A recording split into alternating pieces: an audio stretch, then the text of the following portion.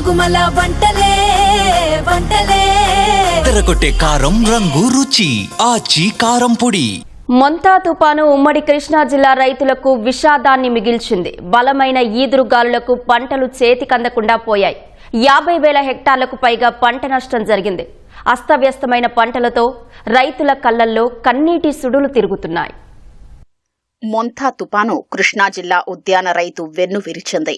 ఎటు చూసినా విరిగిపోయిన అరటి చెట్లు, కుప్పకూలిన బొప్పాయి మొక్కలు, మట్టి కొట్టుకుపోయిన పసుపు, కంద, కూరగాయల తోటలే కనిపిస్తున్నాయి. కృష్ణా జిల్లా వ్యాప్తంగా అరటి, బొప్పాయి, కంద, కూరగాయలు తదితర పంటలకు తుపాన్ తీవ్ర నష్టం మిగిల్చింది.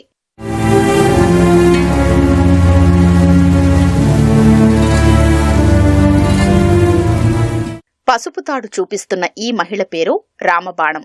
చల్లపల్లి మండలం నడకుదురులో ఎకరం పొలం కౌలుకు తీసుకుని 830 బొప్పాయి మొక్కలు వేశారు. పుస్తరతాడు బ్యాంకులో తాకట్టుగా ఉంచి వచ్చిన రుణంతో పంటకు పెట్టుబడి పెట్టారు.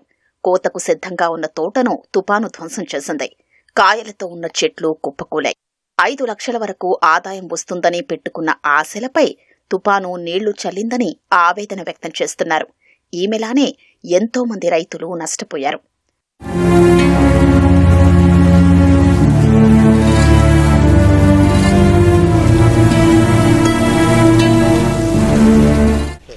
కవులు 80,000 కవులు, 2 సంవత్సరాల కవులు 24, 25 కింద వేసింది.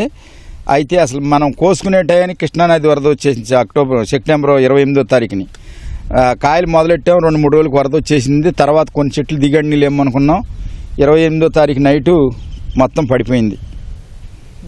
మొత్తం దీనికి కవులు కానీ ఏమన్నా కానీ 2 లక్షల రూపాయలు అయినాయండి పెట్టుబడి. కనీసంగా మన 25,000 కూడా చేతికి రాలేదు. చేతికి వచ్చే టైంలో, కాయలు ముగ్గే టైంలో వరద వచ్చింది, తుఫాను వచ్చేసింది. నేలమట్టమైన అరటికెలలు చూపిస్తున్న ఈ రైతు పేరు సంజీవరెడ్డి. తోట్లవల్లూరు పరిధిలోని దేవరపల్లిలో ఎకరం పొలంలో అరటి వేశారు. తుపాను వల్ల 80% మొక్కలు నేల కురిగాయి.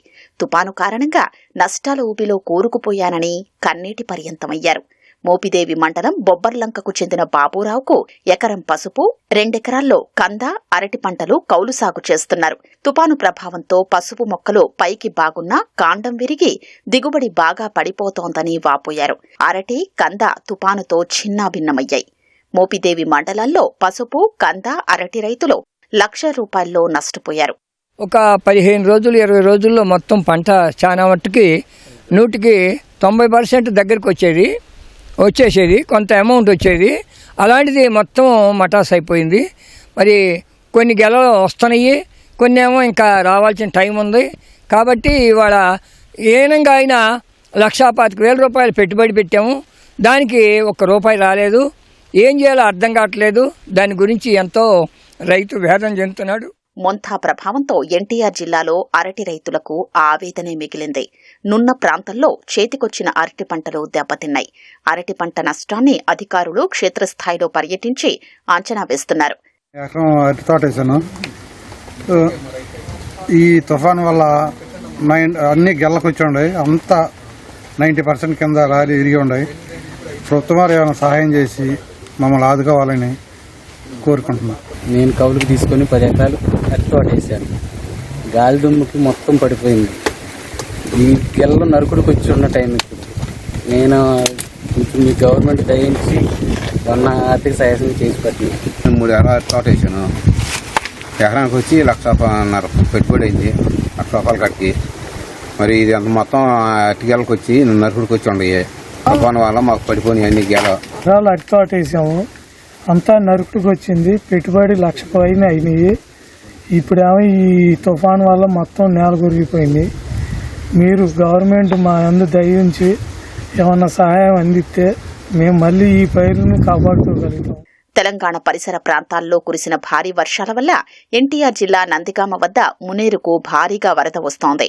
వత్సవాయి మండలం లింగాల కాజ్వేపైకి వరద ప్రవాహం చేరడంతో రాకపోకలు నిలిపివేశారు.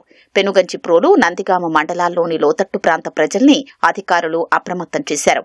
నందిగామ వద్ద నల్లవాగు ఉధృతికి వరి పంట దెబ్బతింది.